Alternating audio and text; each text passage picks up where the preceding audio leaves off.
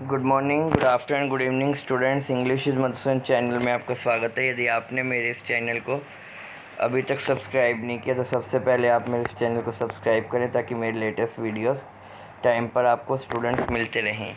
इस वीडियो में हम क्लास 8 की जो द किंग्स इंग्लिश ग्रामर की बुक है उसका लेसन 12 फिगर ऑफ स्पीच का बाकी का बचा हुआ हिस्सा करेंगे। पहला जो पार्ट है इस वीडियो का मैं ऑलरेडी बना चुका हूँ। आप प्लेलिस्ट में जाके चैनल के 8th क्लास के आपको जो भी वीडियोस हैं उसमें आपको ये इसका फर्स्ट पार्ट मिल जाएगा।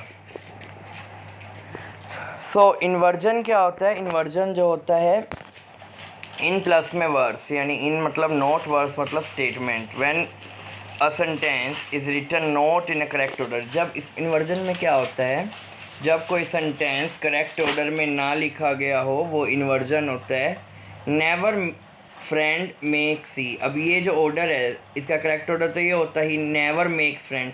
तो इसमें इन्वर्जन जो होता है यानी पोएम्स वगैरह में पोएम्स को खूबसूरत बनाने के लिए एक तरह से फिगर ऑफ स्पीच यूज़ होती है इन्वर्जन, जिसमें हम ऑर्डर चेंज कर देते हैं। नेवर फ्रेंड मेक सी, तो ही नेवर मेक्स फ्रेंड्स को हम नेवर मेक फ्रेंड्स ही कर दिया। तो इस तरह से जो ऑर्डर है वो चेंज हो जाता है। तो इन्वर्जन होता है जिसमें हम करेक्ट ऑर्डर में ना लिख के उसके ऑर्डर को बदल देते हैं ताकि अपनी पोएम्स को या फिर जो भी लिटरेरी वर्क है उसको खूबसूरत कर सकें। जो नेक्स्ट हमारी फिगर ऑफ स्पीच है ओमनोटोपिया। ओमनोटोपिया क्या होता है?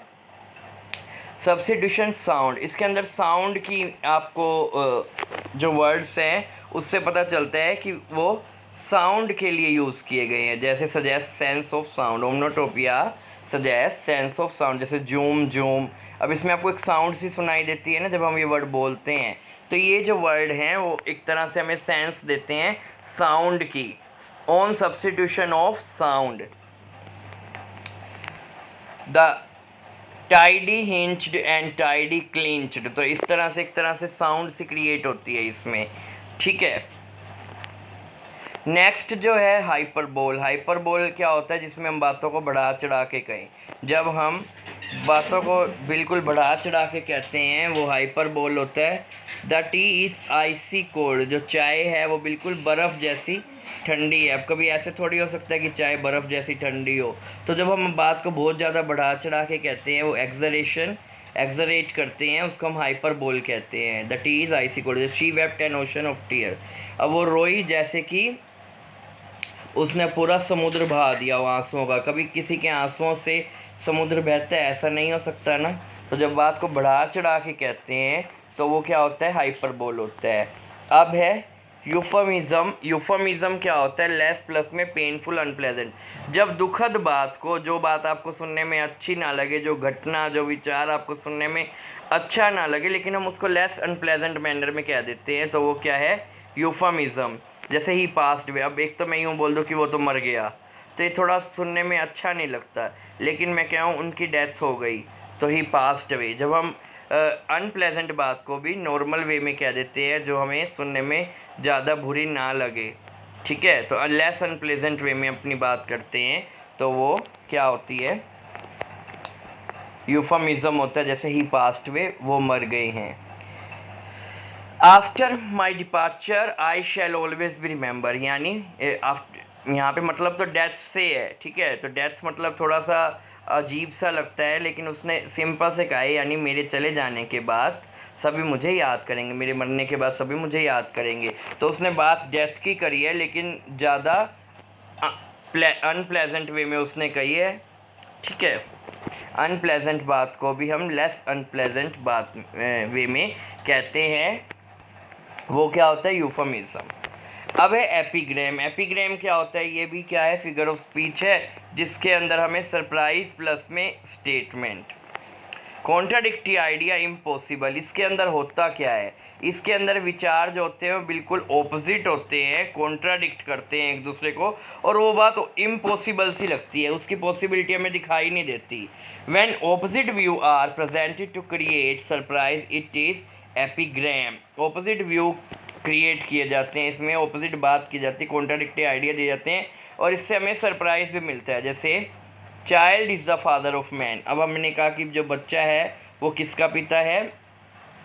आदमी का। तो ये हमें इम्पॉसिबल सा लगता है कि बच्चा कैसे पिता हो सकता है आदमी का। तो इसका मतलब तो ये हुआ कि जब वो बच्चा बड़ा होगा तो वो भी पिता बनेगा। तो लेकिन ये हमें इम्पॉसिबल सी बात लगती है कि भाई बच्चा कैसे एक पिता हो सकता है एक आदमी का। तो ये थोड़ा सा हमें इम्पॉसिबल होती है सिचुएशन, ठीक है, और कॉन्ट्राडिक्टिव बात की जाती है। Art line in concealing art. अब आर्ट कहाँ छिपी हुई है? जब आप आर्ट को छुपा लेते हो। तो आर्ट किसके अंदर रहती है? आर्ट को छुपाने में है। कला वही है जो छुपा ली जाए। तो ये थोड़ी सी अजीब सी लगती है। एक तो आप कह रहे हो अपनी कला दिखानी है, दूसरी तरफ कह रहे हो उसको छुपा लेना है। तो ऑपोजिट व्यूज़ हैं और इम्पॉसिबल से लगते हैं। अब अगले में क्या है, इसमें डिफरेंस क्या है? पैराडॉक्स में भी ट्रूथ प्लस में रिडिकुलस, जब सच्चाई को रिडिकुलस मैनर्स में कहते हैं तो इसमें ये डिफरेंस हो, इसमें भी कॉन्ट्राडिक्टरी आइडिया होंगे लेकिन उनकी पॉसिबिलिटी होती है, ठीक है। इम्पॉसिबल एपिग्राम में होते हैं और पॉसिबल पैराडॉक्स में होते हैं। पैराडॉक्स में क्या होता है, बातें तो कॉन्ट्राडिक्ट होंगी लेकिन उनकी पॉसिबिलिटी हमें देखने को मिलती है। A teacher must be cruel to be kind. अब इसमें कहा है टीचर को क्रूअल होना चाहिए ताकि वो काइंड हो सके। तो ये पॉसिबल भी है भाई, टीचर स्ट्रिक्ट होएगा तभी तो बच्चों को वो प्यार से काम करा पाएगा। तो पहले टीचर को थोड़ा बहुत स्ट्रिक्ट भी होना पड़ता है, तभी बच्चे उनकी मानते हैं और उसके बाद वो काइंड भी हो जाता है। तो यानी दोनों ऑपोजिट बात हैं लेकिन वो पॉसिबल लगती हैं। अगर टीचर क्रूअल है, थोड़ा सा टीचर निर्दयी होगा, थोड़ा सा स्ट्रिक्ट होगा, तभी तो बच्चे उसकी मानेंगे और फिर वो काइंड भी हो जाते हैं साथ में। तो दोनों चीज़ को मिला के चलता है। इन्जॉयमेंट ऑफ टूर क्या है? अगर हम टाइम पे घर पहुंच जाए, तो उधर से कह रहे अब टूर जाएं, उससे कह रहे टाइम से घर पे पहुंच जाएं। तो इसका मतलब यही है कि जब हम टूर पे जाएं और टाइम से घर पे पहुंच जाते हैं तो वो बढ़िया होता है। तो ये सिचुएशन पॉसिबल भी है और सही भी है, ट्रुथ भी है, और इसको रिडिकुलस मैनर्स में कहा जाता है पैराडॉक्स में। नेक्स्ट जो है पर्सोनिफिकेशन। पर्सोनिफिकेशन होता है मानवीकरण अलंकार, ठीक है। जब हम किसी चीज़ का मानवीकरण कर देते हैं, किसी नॉन रियल और नॉन लिविंग को, निर्जीव चीज़ को जो कि रियल नहीं है उसका मानवीकरण करते हैं, उसे हम पर्सोनिफिकेशन कहते हैं। Human action is given to non human और non living thing. When any non living और inanimate object get human action it is personification. अब जैसे मैंने फूल कहा, वो स्माइल कर रहे हैं, ठीक है, और हवा में एक कहानी सुना रही है, परियों की कहानी। कभी हवा में कहानी सुना सकती है? तो जब नॉन लिविंग में ह्यूमन क्वालिटी डाल दी, ठीक है। Dancing and whistling the leaves went. अब जो पत्ते हैं वो डांस कर रहे हैं और वो सीटियाँ बजा रहे हैं। अभी कभी ये तो ह्यूमन एक्टिविटी है, ये थोड़ी कर सकते हैं पत्ते।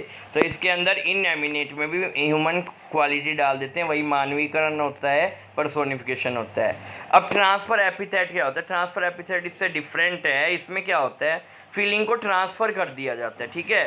फीलिंग्स को नॉन लिविंग में ट्रांसफ़र कर देते हैं। Human feeling transfer to non human और नॉन लिविंग, ठीक है। उसमें तो क्या है, ह्यूमन एक्शन करते हुए दिखाते हैं, इसके अंदर ह्यूमन फीलिंग को ट्रांसफ़र कर देते हैं। मतलब अगर इंसान दुखी है तो ट्रांसफ़र किसी निर्जीव के ऊपर दिखा देंगे, जैसे उसको नींद नहीं आ रही। और रेस्टलेस किसको कह दिया? बेड।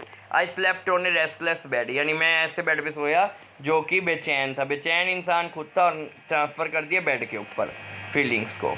तो Devadatta shot the cruel arrow. अब किया कि किसने था? क्रूअल देवदत्त था, और उसकी क्रूएलिटी को ट्रांसफ़र एरो के अंदर कर दिया, तो ट्रांसफ़र एपिथेट हो गया। The night was sleepless for him. अब नाइट थोड़ी स्लेप्टलेस होती, उसको ही नींद नहीं आ रही, तो उसने अपनी स्लीपनेस नाइट के अंदर ट्रांसफ़र कर दी, तो ये ट्रांसफ़र एपिथेट हो गया। नेक्स्ट जो है हमारे पास जो बच गए थे, एक दो और हैं जो आपको अलग से डेफिनेशन में दे रखे थे, अंतर करके, डिफरेंस करके आपको नहीं दिए लेकिन इधर आपको अलग से दे रखे थे। वो जो हैं बाकी के दो बचे हुए हैं, वो है क्लाइमेक्स और एंटी क्लाइमेक्स। क्लाइमेक्स क्या होता है? क्लाइमेक्स के अंदर क्या होता है, जब असेंडिंग ऑर्डर में, जिसमें चीज़ें क्या होती हैं ना, असेंडिंग ऑर्डर में होती हैं, ठीक है, जो राइट वे में जैसे होते हैं, पहले सिंग, प्ले, एंटरटेन। पहले आप गाना गाओगे, फिर खेलोगे, फिर एंटरटेन करोगे, ठीक है, सिंग, प्ले एंड एंटरटेन। तो ये बढ़ते क्रम होते हैं, यानी ऊपर जाते हैं। पहले जो गाना गाओगे, फिर प्ले होगा और उसके बाद एंटरटेनमेंट होगा। Entertain me day, night and day. I have no rest, no joy, no peace, ठीक है, इस तरह से ये इसके एग्जाम्पल हैं। अब एंटी क्लाइमेक्स में उल्टा रिवर्स ऑर्डर होता है। अब इसमें कह दिया I was watering the flower bud and leaves, देखो पहले पौधे पे पत्ते आते हैं, फिर कलियां खिलती हैं, फिर फूल बनते हैं। तो इन्होंने उल्टा ऑर्डर ले लिया कि भाई फूलों को, फिर उनके बाद क्या है, कलियों को और पत्तों को। तो ये उल्टा ऑर्डर होता है, ये एंटी क्लाइमेक्स होता है, ठीक है। ये क्या होता है, डिसेंडिंग ऑर्डर, यानी घटते क्रम। यानी जो पहले उल्टा दे दिया, फूल पहले आ गए, फिर इन्होंने पत्तियों का फिर इन्होंने बर्ड्स यानी कलियों का जिक्र किया, लास्ट में पत्तों का। I have read the Bible, a palmistry guide and a pocket book. अब सबसे कीमत की अच्छी किसकी होती है, बाइबल की होती है ना, वो होली बुक है। फिर उसके बाद पेल्मिस्ट्री गाइड होगी और लास्ट में क्या होगी, पॉकेट बुक। तो इन्होंने क्या किया, इसमें घटते क्रम होते हैं, पहले सबसे अच्छी चीज़ होगी बाइबल होगी, उसके बाद पेल्मिस्ट्री गाइड और लास्ट में पॉकेट बुक। तो इसमें क्या होते हैं, डिसेंडिंग ऑर्डर होता है एंटी क्लाइमेक्स में, और क्लाइमेक्स में क्या होता है, असेंडिंग ऑर्डर होता है। आशा करता हूँ जो मैंने आपको इस चैप्टर का एक्सप्लेनेशन दिया आपको आप अच्छे से समझ आ गया होगा। वीडियो पसंद आए इसे लाइक कीजिए, चैनल को सब्सक्राइब कीजिए। Thanks for watching the video.